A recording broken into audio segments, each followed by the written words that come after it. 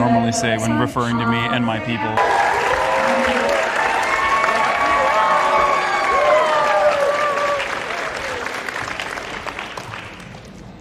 Okay.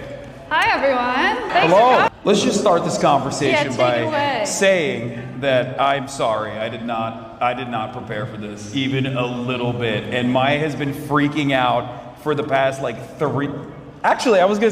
3 weeks, but you've been freaking out about us coming on stage and having this Q&A, having this talk for months at this point. You keep texting me about it. I've texted Hasan like 3 times. He hasn't responded to any of them. That's the most amount of follow-up I've ever gotten. Today's the first day that we've talked about this panel. So yes. I want to do a good job. Hasan's not stressed. He feels fine. He doesn't care. I'm a yapper. I'm a grade A yapper. And we're talking about something that's like very important to both of us. So I feel like it's not really something that we needed to prepare for, especially because we're talking about making change on Twitch. That's right. Everybody, I hope you guys are having a great time, by the way. TwitchCon San Diego, let's hear it. All right, fantastic. A lot of change makers in this room. So, like I said, this is something that's very important. This is literally what you do with Alveus, and this is something that I've also tried to do to the best of my ability with my community, with the fundraising initiatives that we have engaged in.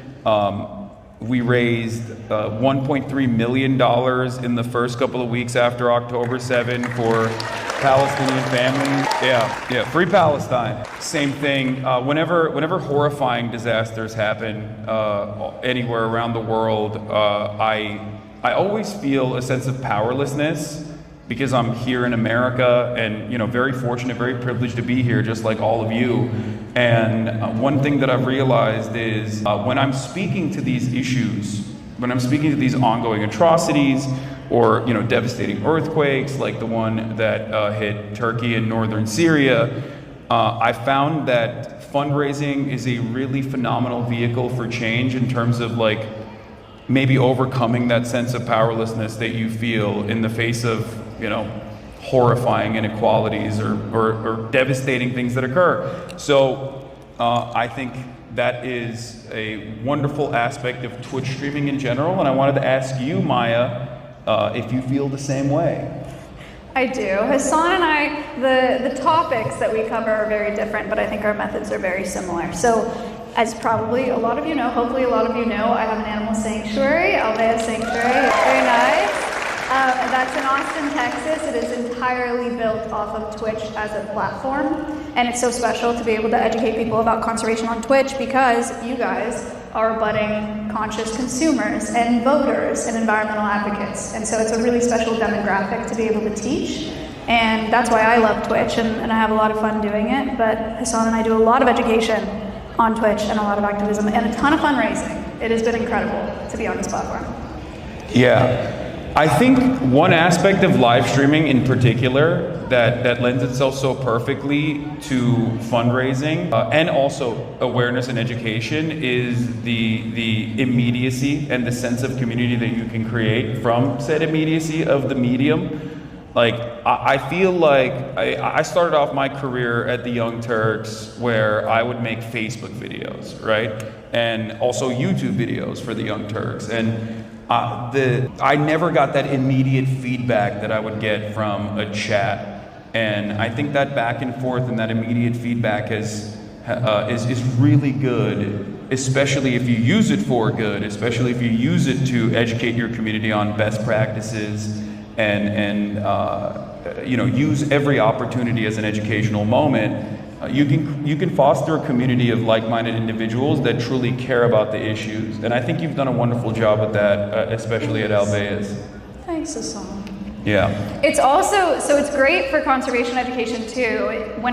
Before I started streaming, I was working at zoos. So you guys know the people that have the safari hat and bring the snakes out to birthday parties and introduce. So I was doing that, traditional conservation education outreach.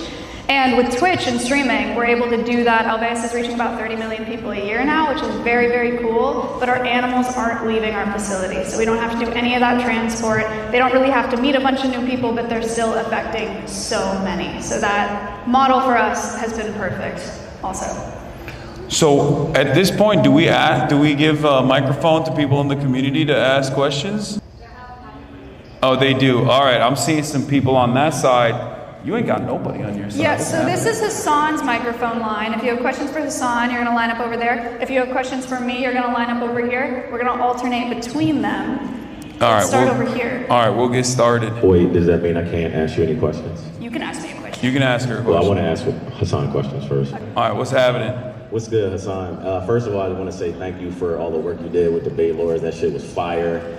Congratulations for raising the money for a good cause. I appreciate people like you that use your platform to push initiatives that help change the world and make an effect on the community. So, hell yeah, thank you for watching. Yeah, I'm a big fan, and I've actually trolled you before in your chat, so I'm sure shadow check. G-check me on something to remember. Look at that. Actually, don't look at that. Sorry, man. I can't see it from over here. It was all in good fun, but no, I'm an old man. I want to ask you is how do small streamers like myself, kind of like under 200 followers, use our platform and our small communities to try to drive some change? Like for example, for me, I had an ambulance situation like last year. I'm kind of a young guy, so I was like, caught me off guard, and I got a bill for the ambulance. Have you guys ever been picked up by an ambulance?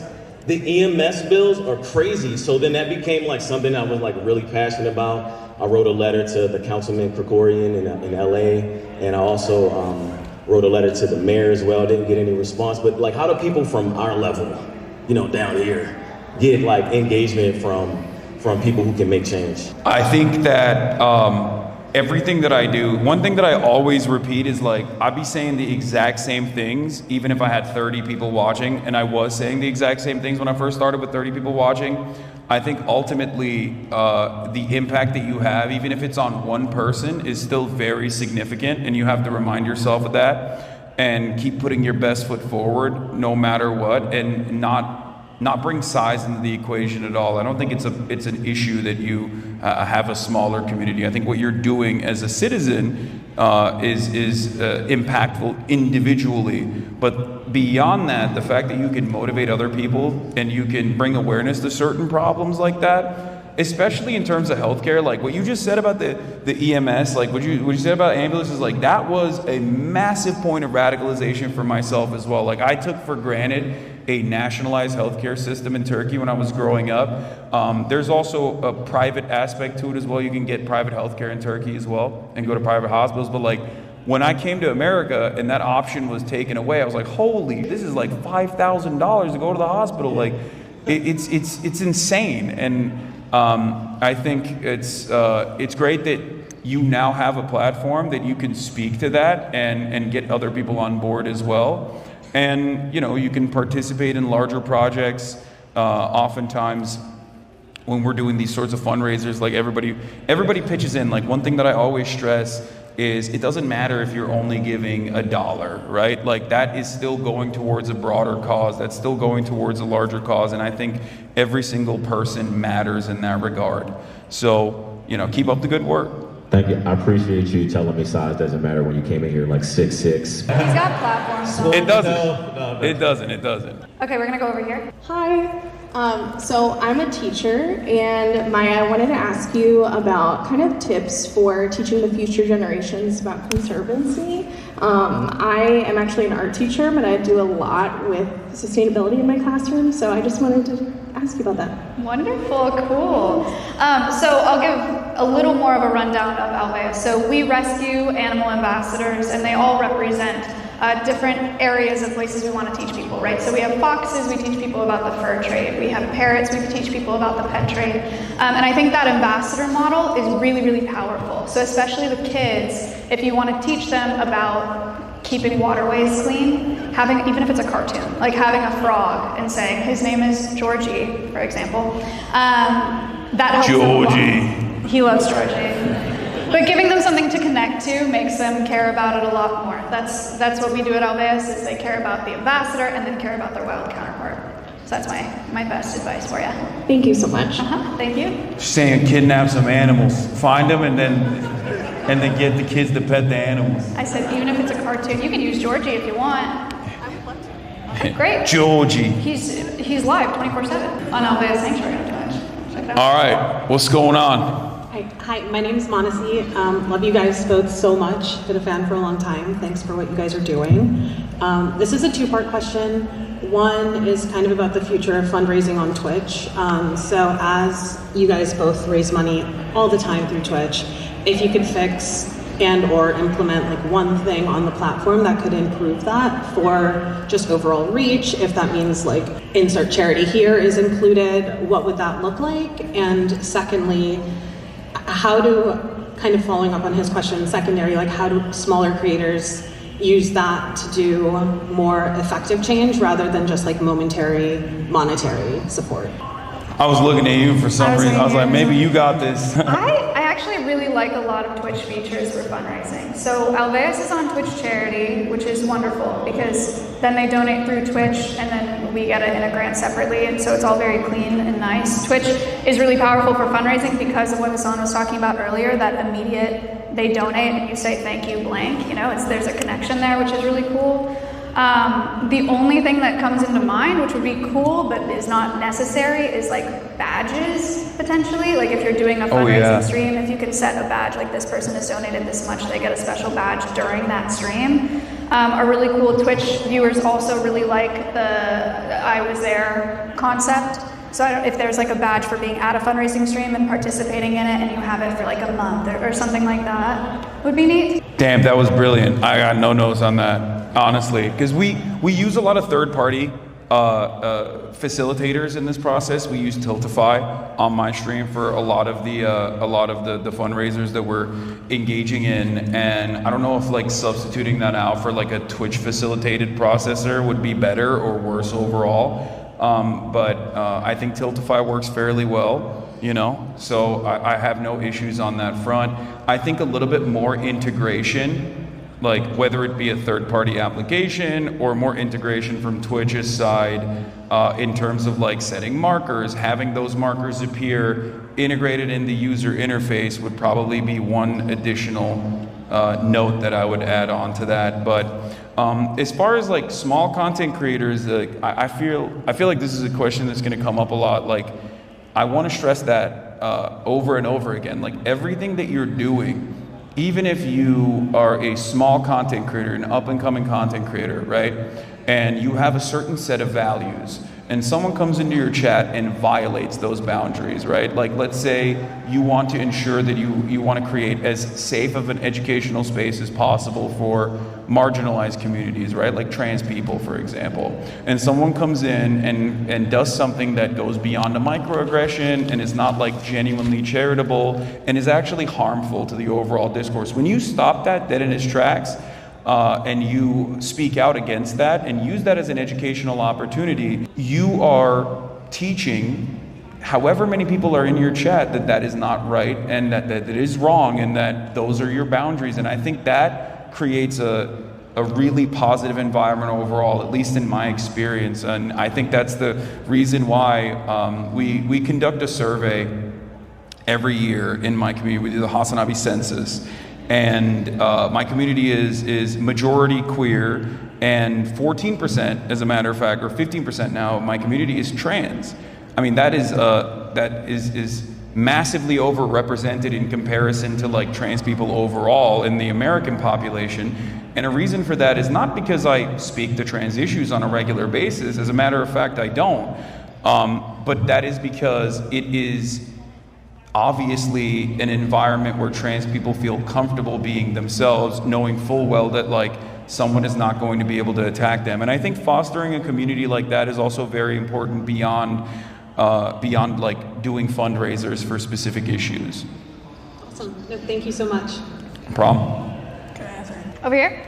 Hey, so I was recently elected to the board of a nonprofit, and I'm going to start running the Twitch channel for it. But I also want to do like my own channel, and like you have both like kind of working. I'm just kind of wondering if there's any challenges that you can face during that process. Yeah, sure. So some challenges, it's mostly been incredible because my platform, my main platform, Maya, acts as a funnel for Alveus still because it's a much larger platform. So I'm able to bring a bunch of people that watch the Just Chatting content and like me being on Hasan stream and stuff like that to Alveus, which is really, really neat. Challenges there, I think it's super not traditional. So I might be on Hasan stream eating mealworms and drinking and swearing and whatever. And that's not necessarily You representative. still owe me a collab, by the way, but you know this. What do you mean? You do.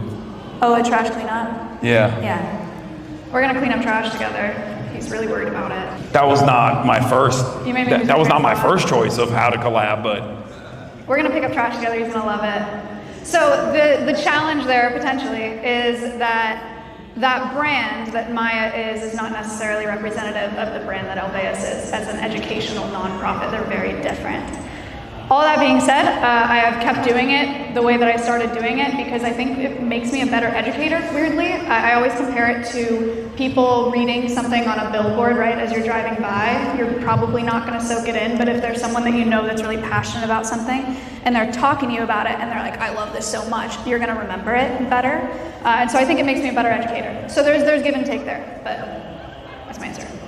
Thank you.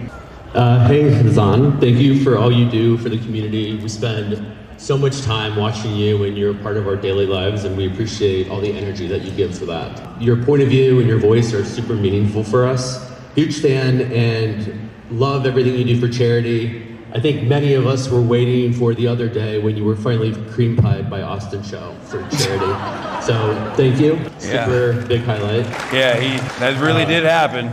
It did.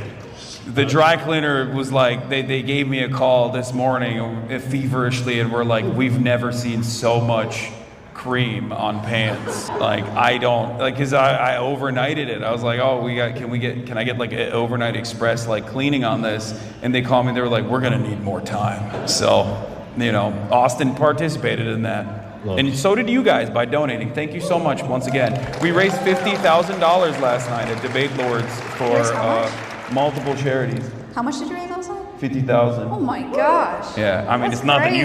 You got $100,000 just by standing there from Twitch. They only gave me 10. They do like me more. Yeah. Thank you, staff, everybody. So my question was that I know that me and many of your community are curious about charity and we applaud all you do.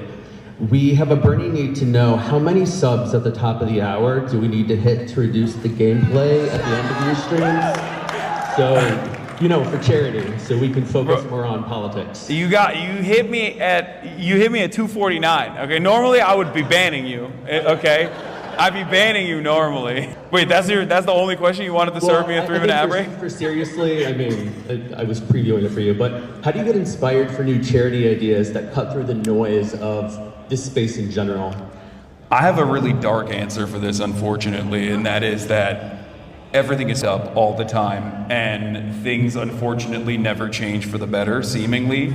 But I'm a firm believer in putting your best foot forward, and I consistently reiterate that society can only foster if old men plant seeds for trees that will never sit in the shade of. So I guess it's a target-rich environment out there. There's a lot of suffering going on. So, every day I speak to these issues, and sometimes some of those become very pressing matters, and that's when I choose to take action against it. But there's a lot of stuff that we could be fundraising for at any given moment. All right, okay. This side is much better. This is they're like cute animal related things. Thank you both for all y'all do on Twitch and your fundraising. I'm also an animal conservationist. Cool. So you're a huge inspiration to me. I wanted to know if you had any tips about teaching about whenever you don't physically have the animals there. Because I'm a VTuber, so I don't really show myself or anything. And I've started doing animal education, and my community loves it, but I want it to feel more interactive. Yeah, so I think the next best thing is videos. I still think you can use the ambassador concept. I still think you could find videos or pictures or something and get your community attached to a specific animal and get them to be more interested in it that way. I don't know enough about VTubing to know if this is a possibility, but I know that some VTubers are moving through virtual worlds of sorts, you know, like walking through a rainforest or walking through whatever, it would be I would love to see a series of a VTuber walking through habitats. Okay, I got a suggestion. Get a VTuber avatar that's like an animal. They have those. Yeah, do a furry VTuber avatar. Like Winnie the Pooh, but VTuber avatar. See, people like it. HasanAbi, everybody. I miss Winnie so much. It's fine. Okay, my idea was bad. Go ahead. Go. No, I finished my answer. This is Hasan's answer. Thank you so much. Okay, good luck. Thank you. All right, what do we got here? Hi. So, to start, I just want to say I'm a huge fan of you, Hasan. My 10-month anniversary is actually today. Congratulations. Congratulations. I think. I'm also hitting about a year of Tier 3 Patreon sub on Fear and. Hell yeah, the greatest podcast. Much better Second than. greatest podcast. I won't even say the word whine about it. I talked to Maya a bit about this when I was at her meet and greet. But I'm actually here to tour a college where I'm hoping to study something involving government and go into a government job. But right now I'm a junior in high school, and I'm just wondering how, like, for young people who feel like there is no way for them to do anything for their voice to be heard, what do you suggest that they could do to kind of make a difference in their community? No, I think your voice is very impactful. I think your voices do matter. We have seen that in action, as a matter of fact. And the example I will use in this situation is the way that the Western world has viewed what is going on. In my lifetime, I've been an outspoken advocate for Palestinian emancipation for the past decade professionally, as a political commentator and before that as well. And I saw the dramatic shift in attitude and the recognition that a lot of people had for the struggles that Palestinians go through on a daily basis. And that was, especially in the Western world, that was largely a direct consequence of people like yourself from your generation watching and seeing the struggles that Palestinians go through and recognizing their humanity as a direct consequence of seeing it on social media, and then taking matters into your own hands and going out and protesting. And I think that every voice in this situation matters. Every email that you send, every phone call that you make to your politicians matter. Ultimately, it seems like change doesn't happen overnight, but it absolutely matters what you do. So you just keep up that pressure and never let up. And beyond that, it seems like you're already personally invested in making that change by infiltrating the government and working. So I think that you're already doing it. So keep up the good work. Hello. Hello. As someone who is very self-aware with my trash and recycling and trying to pick up after yourself, how do you not get demoralized when you clean up a place and it immediately seems to fill with trash? Ooh, the conservation existential crisis. Yes, a tough one. Trash cleanups are awesome. Thank you for doing that. Number one, very, very cool. I think that one very specific thing maybe to think about, and I talk about amphibians a lot on my stream, that they have this semi-permeable skin and they're really sensitive to pollutants because when there's runoff into waterways, it can affect all those individual amphibians. So if you're cleaning up trash and it's not there for a few weeks, you are positively affecting the animals in that area. So that's really important. It sucks that it keeps happening. But if you're not doing it, nobody's doing it, and then it's going to pile up and become a way bigger issue, potentially to the point where it's uninhabitable for the animals in that area. So you just got to keep it up. You know, you're putting on the good fight. Thank you for doing that. Thank you. I'm sorry, I'll stop throwing the trash over there. Yeah, Hasan is the problem. Hasan litters. That's my bad. All right. Hi, Hasan. My name is Lebcats, or just Cat. I'm a half Lebanese variety streamer and a Lebanese American. My question, first of all, thank you for everything you've done for Palestine, Free Palestine. Hell yeah. My family is in the southern Lebanon border, and I try really hard as a white passing Lebanese American to speak out and to educate as many of my, white friends as possible. My question is, how do you deal with, you've raised so much money for, how do you deal with all the hate for, you know, raising that much money for such an important cause? Well, that's a tough one, because the thing is, I'm a pretty white passing, cisgender, heterosexual guy who's 6'4", right? So overall, like, a lot of the things that normally would directly target other marginalized individuals, if you're a woman, someone can objectify you, someone can like diminish you and depersonalize, dehumanize you by being a misogynist, and that kind of attitude is like super normalized.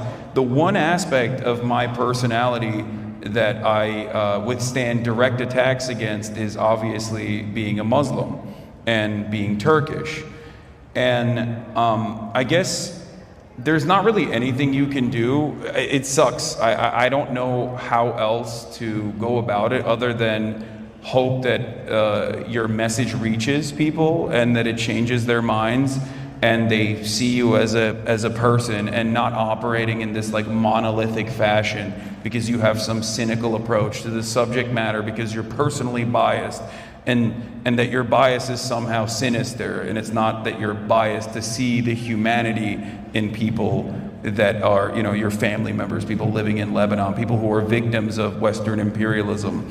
And, you know, it's just, we're living in a post 9/11 war on terror world, and I think a lot of people who are from that part of the world, who are Muslim or even Christian, who are Arab, definitely realize that, like, for a lot of Americans, that was a real comfortable skin to wear. Like, they flipped that on like that. Like, when I saw Dr. Oz get almost elected as a Republican in Pennsylvania, I was like, damn, like, there's a Sunni Muslim. Like, he's running against a dude that, you know, is awful, and I'm not gonna get into that, but like, I was like, that's a Muslim guy running on the Republican ticket. Like, I thought this was, you know, the war on terror country, and I thought things were changing. It turns out, obviously, post-October 7, I was wrong. You know, people were waiting for the opportunity. But the reality of the matter is, you just, I guess, never show weakness and never give people the pleasure of feeling like they got you, that they made you feel a certain way by so easily and in such an awful way,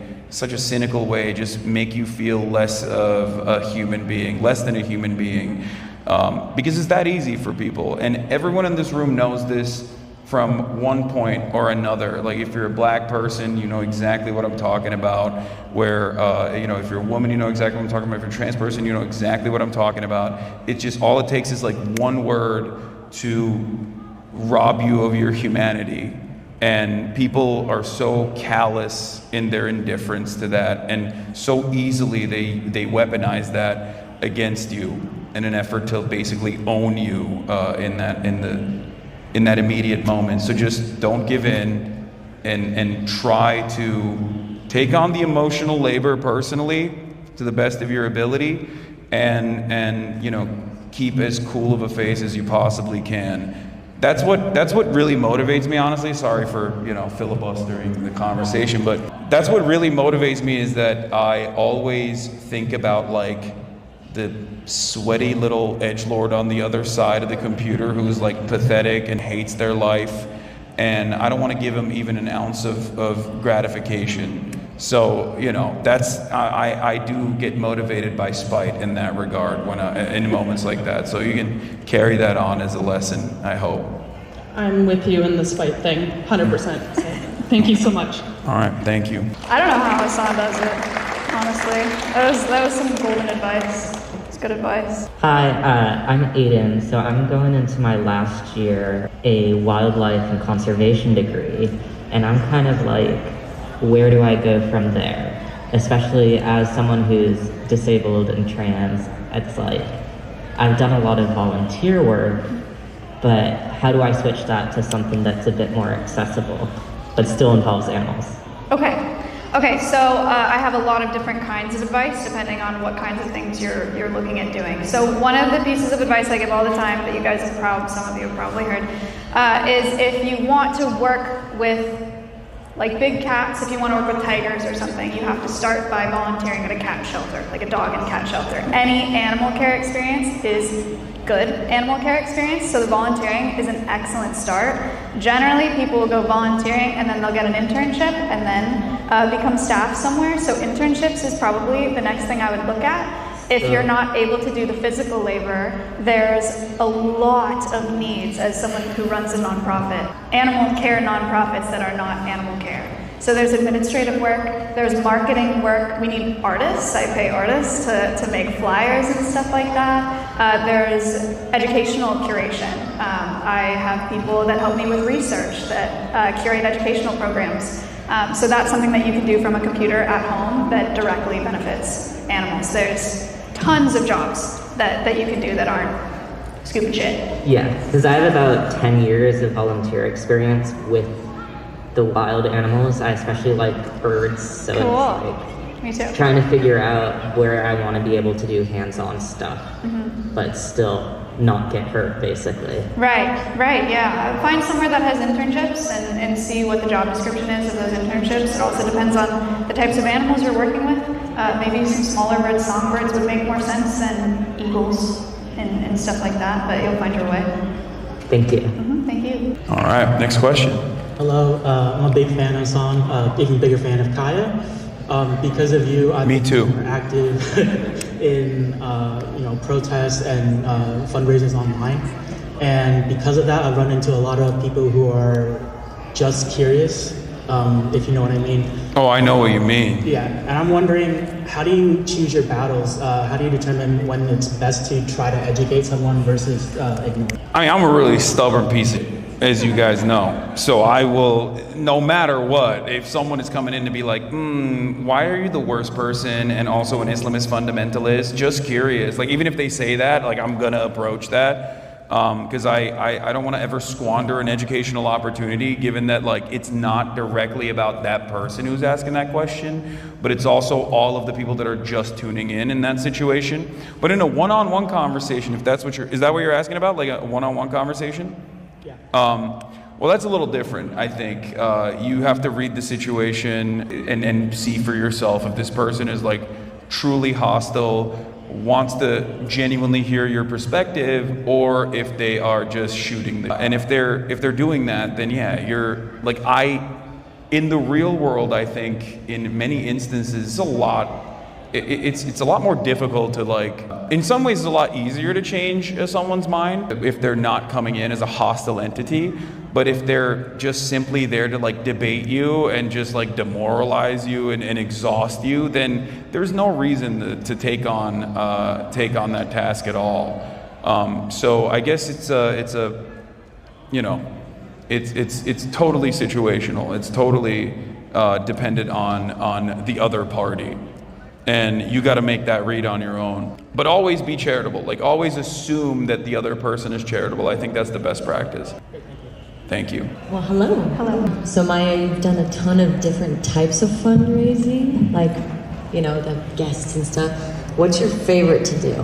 Which one do you have the most fun doing? Who's your favorite guest that you've ever had on Alveus? My favorite collaborator, person who's come to Alveus. Are you wanting me to say you? I mean, Hasan's community did raise $30,000 for Alveus. Well, they did. So he gets points for that. I liked Ray, though. She was excellent. She was not afraid of anything. She was really nice to all the animals. They all loved her. They love me too, okay? The animals Everyone love was fine me. with Hasan except for the chinchillas. They wouldn't stop touching them. You're just jealous that Winnie and I clicked. What was my favorite fundraiser? So we do a lot at Alveus. We do them annually. I think my favorite one that we do is probably our art auction. So our animals learn how to paint voluntarily in lots of different ways. Some of them actually hold sponges and paintbrushes, and some of them just wiggle over a canvas kind of thing. But the paintings are always wonderful, and we auction them off every year. That one's probably my favorite, because then the people that are buying them get like a piece of the sanctuary and something really special. And it's something that all of our animal care staff who's here today gets to participate in too. So it's a really special one. Thank you. Thank you. I agree. All right. Hey, Hasan. Hey, Maya. I think, by the way, sorry, do we have 5 minutes? Yeah. 5 minutes. 5 minutes. Okay, so we're going to take one more question from each side, I think, right? All right, we'll be concise. All right. Both of us. Okay. Yeah, I'm gonna try to keep this concise too. My special cause that's close to my heart is colon cancer research. And after my dad passed away from it, and whenever I was researching different places to donate to, it felt confusing, like there were so many options and I didn't know who was legit, who wasn't. And that happened with Palestine as well. Like I didn't know like who was legit for sure. So I was wondering what you guys' experiences were for that. Like, do you have a team that screens that, or do you personally get into screening it? I personally get into screening it, but you're absolutely correct. There are a lot of charities out there that are, especially when it comes to, there are a lot of charities beyond like the normal 501c3 operations that are already kind of shady to begin with, but like with foreign, with issues that are in areas that like America has purposefully shut off like normal payment processors from. It becomes a really tricky situation, but I obviously have a network of activists that I rely on that I can talk to specifically in moments like this, and not only advocates, but like, you know, family members that know exactly which charities are directly working on the ground despite the limitations. So it does require a lot of research ahead of time before investing all this time and energy into it, but I think it's very valuable, and you're on the right track when you're thinking about it like that. Now, in terms of colon cancer, I would assume that like the issues that you run into are the regular 501c3 problems, like people probably know this, or I don't know. I mean, the most famous case of this is the Red Crescent, right? Like millions of dollars are donated by individuals who think they're doing the right thing, and they are doing the right thing in that moment, and then Red Crescent takes that and squanders it and basically utilizes 99% of those funds to I don't know, pay off like executives or whatever. And I think that that's truly horrific. So it definitely requires a little bit of research ahead of time before making any sort of like time commitment or any sort of additional commitments in terms of fundraising. But it's always good. Sorry, totally interrupted. I thought you were Go ahead. Nonprofits also have their financial reports available online, or their 990s, and you can look through those if you want to do that research. If you go on their website, it'll be on there if it's a legitimate nonprofit. Yeah. That's agreed. Okay, last one really quick. Or are we done? No, let's get one from your...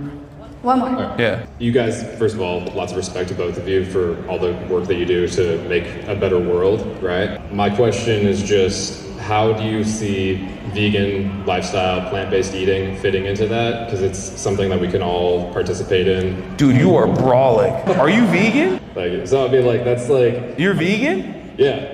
God damn. This dude's just eating so much pea protein, bro. That tastes so bad, sorry. Oh, also, can I want to cut in real quick, sorry. I said Red Crescent, I was talking about Red Cross. I apologize. That was my mistake earlier when I was talking about a charity fraud. But go ahead, sorry. No, so I mean, how do you guys feel in regards to that? Obviously, there's lots of ways to promote it. Bro, you're a walking billboard. What do you mean, lots of ways to promote it? Look, how much do you weigh? How tall are you? Sorry. That's crazy. What do you look at him? Answer any of these questions. Look at him. We can talk after if you want. He's FDA approved steak over here. That's crazy. I think veganism is great. I think it's great both in regards to animal welfare, because obviously it is the absolute best that you can do for animal welfare, and it's great environmentally, generally speaking too. So if that's something that you guys are able to participate in, even if it's not black and white, I'm vegan now, even if it's trying vegan meals every once in a while, and that doesn't have to be like a fake meat product or like a packaged, this is a vegan thing. There are lots of things that you can do to have a vegan diet that are not that crazy. You can do a lot of beans, you can do a lot of quinoa and lentils and stuff like that, and just try it out. There's tons of recipes online, and I think it's something that a lot of more people need to give a try. But I think it's also, I understand that it could be tough to make that full switch, both in terms of lifestyle and financially sometimes and all that, but give it a try. Yeah. Thanks for your I question. just want to get some input and get that out there, so yeah. Thanks. Thank you. All right. All right, thank you everybody. What do you guys think? Thank you all for joining us today to talk about fundraising and the impact the community has on Twitch. That'll be all for our panel. Thank you so much, Maya. Thank you to our host as well, and thank you to everyone that participated, asked questions, and thank you for continuing to support us and watch and help us out with our fundraisers. You guys are, what we do would be meaningless without you. I'd still be yelling in a room by myself, but it's you guys that actually go out there and put these words into action, and that's how change happens. So never forget that. You all play a very important role, a much more important role than myself. So thank you. Thank you, guys. Thank you. That went fine, huh? Okay. I got hair on your seat. Are we going through here?